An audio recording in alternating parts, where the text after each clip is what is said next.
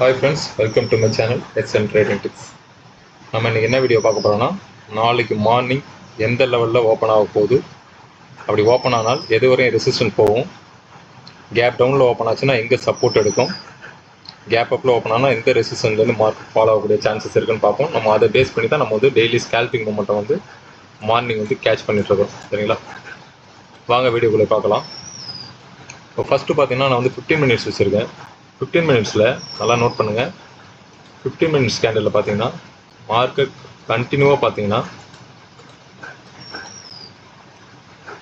ஒரு பேட்டர்ன் வந்து உங்களுக்கு தெரியும். 1 ஹவரில் வைக்கிறேன்,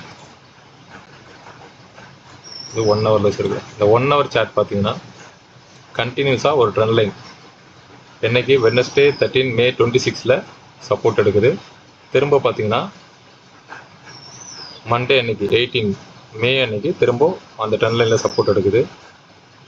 அதுக்கப்புறம் பார்த்தீங்கன்னா வெட்னஸ்டே 20 மே 20 அந்த ட்ரெண்ட் லைன் சப்போர்ட் இல்லாமல் அதுக்கு பிஃபோராகவே மார்க்கெட் கீழே வந்து மார்க்கெட் வந்து மேலே போயிடுச்சு. அப்போ மேலே போன மார்க்கெட் அதுக்கப்புறமா மார்க்கெட் வந்து கீழே வரல, டைரெக்டாக போய்ட்டு மேலே இந்த ட்ரெண்ட் லைன் வரைக்கும் போயிருக்கு. இந்த ட்ரெண்ட் லைன்லேருந்து மார்க்கெட் ரிஜெக்ஷன் கொடுக்குறாங்க. ஏன்னா இந்த ட்ரெண்ட் லைனும் நீங்கள் வந்து நோட் பண்ணணும். இந்த ட்ரெண்ட் லைன் எங்கே இந்த ஃபார்ம் ஆயிருக்குன்னு பார்க்கணும். இந்த ட்ரெண்ட் லைன் பார்த்தீங்கன்னா 3 ஹவர்ஸில் வைக்கிறேன். 3 ஹவர்ஸ் பார்த்தீங்கன்னா இந்த ட்ரெண்ட் லைன் எங்கே இந்த ஃபார்ம் ஆயிருக்குது.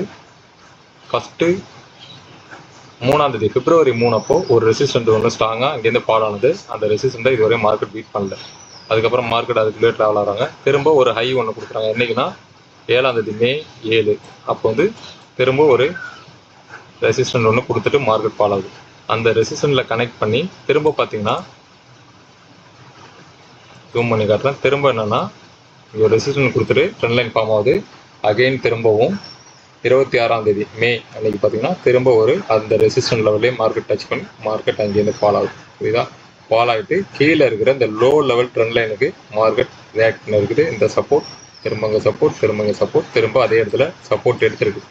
இந்த சப்போர்ட் நாளைக்கு பாசிட்டிவாக போகணும் அப்படின்னா மார்க்கெட் பார்த்தீங்கன்னா நான் 5 மினிட்ஸ் வச்சிடுறேன்.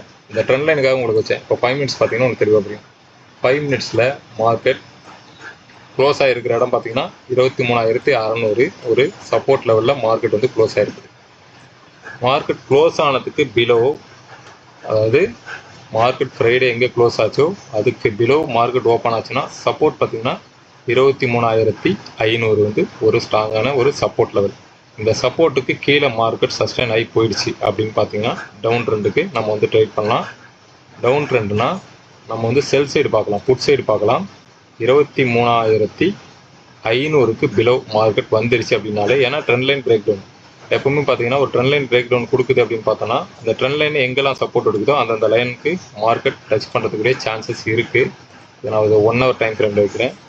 இந்த 1 ஹவர் டைம் ஃப்ரேமில் வச்சுட்டு மார்க்கெட் நாளைக்கு ஓப்பன் ஆகுறது இந்த ட்ரெண்ட் லைனுக்கு பிலோ வந்துருச்சுன்னா, க்ளோசிங் அபவ் போயிடுச்சுன்னு பார்த்தீங்கன்னா ஃபஸ்ட்டு ரெசிஸ்டன்ட் வந்து 23,650. நான் வந்து ரெசிஸ்டன்ட்டுக்கு அப்புறமா நான் போகிறேன். இப்போ சப்போர்ட் லைனை மட்டும் சொல்கிறேன், நோட் பண்ணிங்க.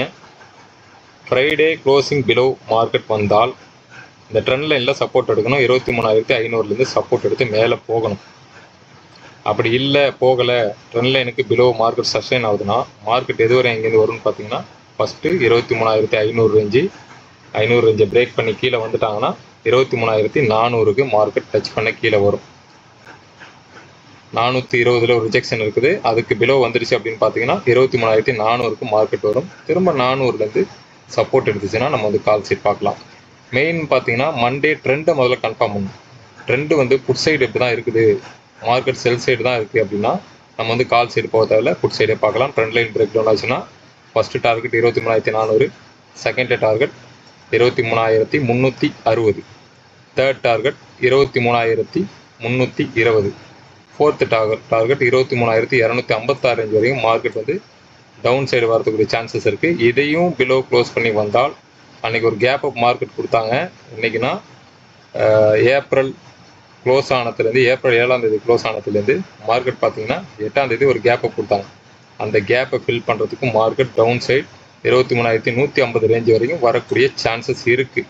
அதாவது ஃப்ரைடேக்கு க்ளோஸ் ஆனதுக்கு பிலோ மார்க்கெட் சஸ்டைன் ஆகணும், ட்ரெண்ட் லைன் பிரேக் கொடுக்கணும். கொடுத்தா இந்த ரேஞ்ச் வரைக்கும் வரதுக்குரிய சான்சஸ் இருக்குது. நெகட்டிவ் நியூஸ் எதுவும் இருந்ததுன்னா மார்க்கெட் டைரெக்டாகவே இந்த லெவலில் ஓப்பன் ஆவாங்க. இந்த லெவலில் ஓப்பன் ஆகிட்டு திரும்ப மார்க்கெட் இங்கே கீழே வர மாதிரி வந்துட்டு ரிஜெக்ஷன் கொடுத்தா கால் சைட் இது வரையும் போகலாம்.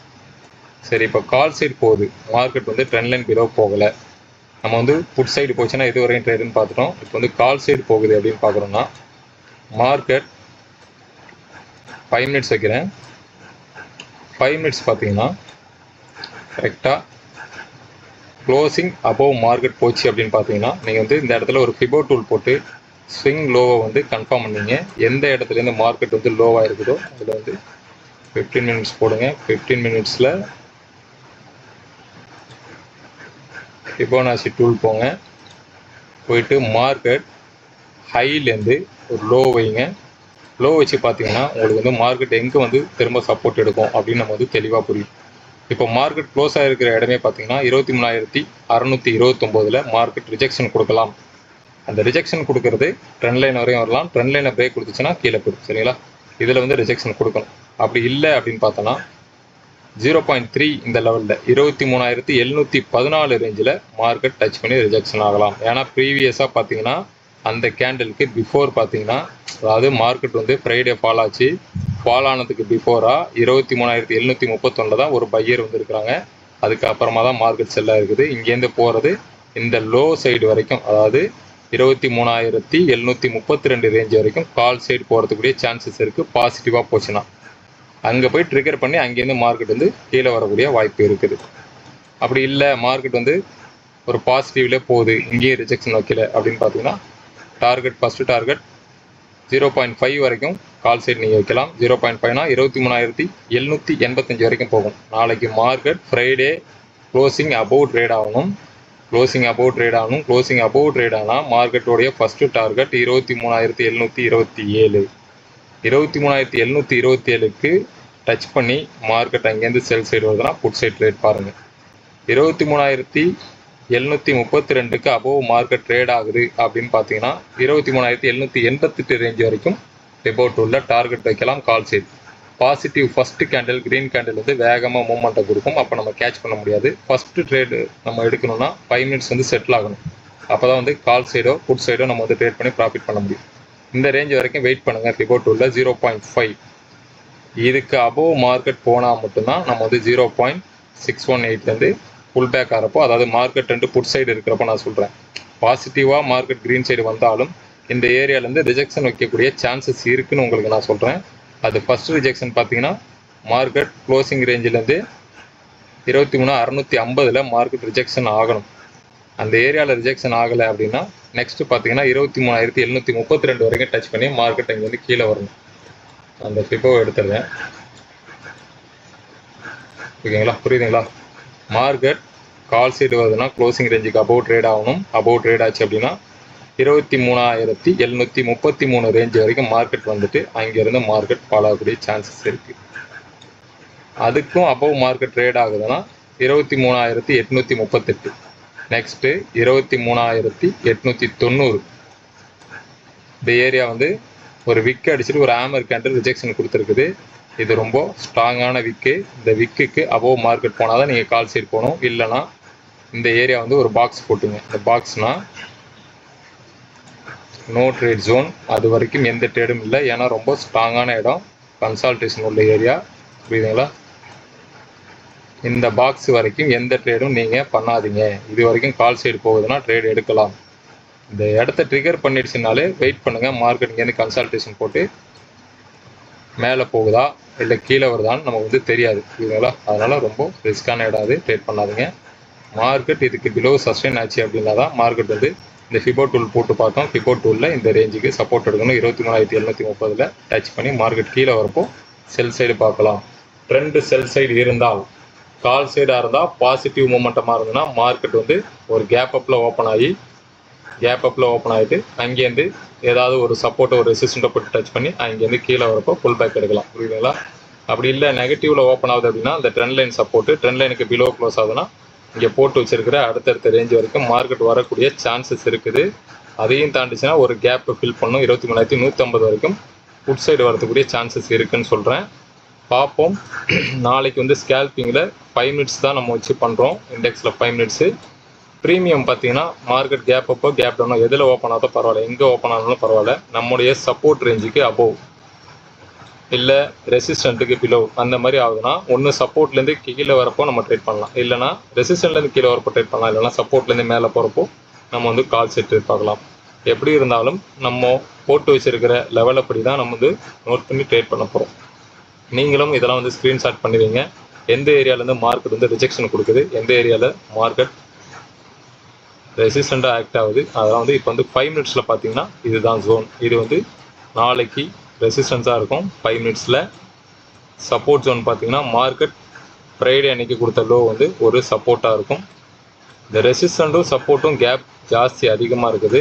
அதனால் மார்க்கெட் நாளைக்கு க்ளோசிங் இடத்துலேயே ஓப்பன் ஆக சான்சஸ் இல்லை. ஏன்னா மண்டே ஒரு கேப் அப்போ இல்லை கேப் டவுன் ஓப்பன் ஆகலாம். கேப் டவுன் ஓப்பன் ஆகலாம் 150 23,150 கூட ஓப்பன் ஆனால் நமக்கு வந்து ஆச்சரியம் கிடையாது. ஏன்னா மார்க்கெட் வந்து அந்த கேப்பை ஃபில் பண்ணிட்டு மேலே போகலாம். அப்படி இல்லைன்னா ட்ரெண்ட் லைன் சப்போர்ட் ஸ்ட்ராங்காக எடுத்துருக்குது. இதே நான் ஃபஸ்ட்டே சொல்லிட்டேன். கரெக்டாக ட்ரெண்ட் லைனில் சப்போர்ட் ஸ்ட்ராங்காக போன இடம் திரும்ப அதே ட்ரெண்ட் லைன்லேருந்து மார்க்கெட் வந்து ரிஜெக்ஷன் கொடுத்துருக்கு. இந்த ரிஜெக்ஷன் கன்ஃபார்மாக இருந்தது அப்படின்னா மார்க்கெட் வந்து கால் சைடு பாசிட்டிவாக போகிறப்போ ஃபஸ்ட்டு ரெசிஸ்டன்ஸ் ஜோன் வந்து 23,732 இதுக்கு அபவ் ட்ரேட் ஆனால் மட்டும்தான் இந்த ரெசிஸ்டன்ட் வரைக்கும் போகும். 23,960 ரேஞ்ச் வரைக்கும் போகும்.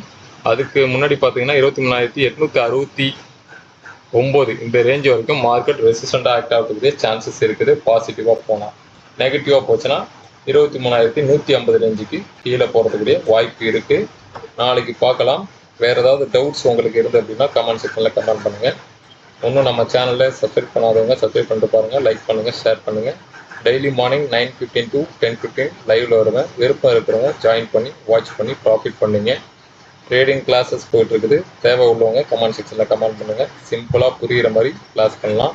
அதே மாதிரி மார்க்கெட்டில் சின்ன சின்ன ப்ராஃபிட்டை நம்ம ஸ்கேல்பிங்கில் எப்படி வந்து புக் பண்ணுறோம், லாஸை வந்து ரொம்ப நேரம் ஹோல்டு பண்ணக்கூடாது, என்ட்ரி எந்த இடத்துல எடுக்கலாம், எந்த இடத்துல என்ட்ரி எடுக்கக்கூடாது, இந்த மாதிரி ஒரு ட்ரிக்ஸ் எல்லாம் வந்து நம்ம வந்து உங்களுக்கு சொல்லிக் கொடுப்போம். அது மூலிமா நீங்கள் வந்து பல ப்ராஃபிட் பண்ணக்கூடிய சான்சஸ்லாம் இருக்குது. ட்ரேட் பண்ணுறதுக்கு முன்னாடி கிளாஸை நீங்கள் மணி ஸ்பெண்ட் பண்ணி கற்றுக்குறீங்களோ இல்லையோ மணியை வந்து லாஸ் பண்ணிடாது. தெரியாமல் ட்ரேட்குள்ளே வராதிங்க. எல்லாரும் ப்ராஃபிட் பண்ணுறாங்க, நம்மளும் ப்ராஃபிட் பண்ணலாம்னு தெரியாமல் ட்ரேட்குள்ளே வராதிங்க. ட்ரேடை பற்றி தெரியணும், பேசிக் நாலேஜ் இருக்கணும், கேபிட்டல் சேவ் பண்ணணும். கேபிட்டல் சேவ் பண்ணணும்னா கிளாஸ் கற்றுக்கணும். கிளாஸ் தெரிஞ்சால் மட்டும்தான் நீங்கள் வந்து மணியை ஸ்பெண்ட் பண்ணி கற்றுக்கணும்னு சொல்லல. நீங்கள் ரெகுலராக வந்து ட்ரேடிங்கை வந்து வாட்ச் பண்ணுங்கள். ஒவ்வொரு கேண்டலுடைய ரெசிஸ்டன்ஸ் சப்போர்ட்டு, மார்க்கெட் ஏன் இங்கேருந்து ஃபால் ஆகிருக்குது, திரும்ப அந்த இடத்துலேருந்து ஏன் ரிஜெக்ஷன் கொடுக்குது, திரும்ப அதே இடத்த எதுக்கு இத்தனை முறை ட்ரை பண்ணுறாங்க, மார்க்கெட் ஏன் இங்கேருந்து ஃபால் ஆச்சு, திரும்ப இங்கேருந்து ஏன் மார்க்கெட் வந்து பாசிட்டிவாக போச்சு, அதெல்லாம் வந்து அனலைஸ் பண்ணணும். அதெல்லாம் அனலைஸ் பண்ணால் மட்டும்தான் நம்ம வந்து ட்ரேடிங் எடுக்க முடியும். நீங்களும் ஒரு ட்ரேடராக ஆக முடியும். Resistance support, trend line, break down, அதே மாதிரி கேப் அப்பில் எப்படி பண்ணணும், மார்க்கெட்டில் கேப் டவுனில் மார்க்கெட் ஓப்பன் ஆனால் எப்படி பண்ணணும், ஒரு ரெசிஸ்டண்ட்டில் மார்க்கெட் ஓப்பன் ஆகுது அப்படின்னா எப்படி ட்ரேட் பண்ணணும், ஒரு சப்போர்ட்டில் மார்க்கெட் ஓப்பன் ஆகுது அப்படின்னா எப்படி ட்ரேட் பண்ணணும், அந்த ஃபுல் அனலைசிங் டெக்னிக்கல் எல்லாமே வந்து நம்ம வந்து சொல்லிக் கொடுப்போம். விருப்பம் இருக்கிறவங்க ஜாயின் பண்ணி கற்றுக்குங்க. ஓகே ஃப்ரெண்ட்ஸ், நாளைக்கு மார்னிங் 9:15 to 10:15 லைவில் இருப்பேன். விருப்பம் இருக்கிறவங்க ஜாயின் பண்ணி பாருங்கள். ஓகே ஃப்ரெண்ட்ஸ், தேங்க்யூ, பாய்.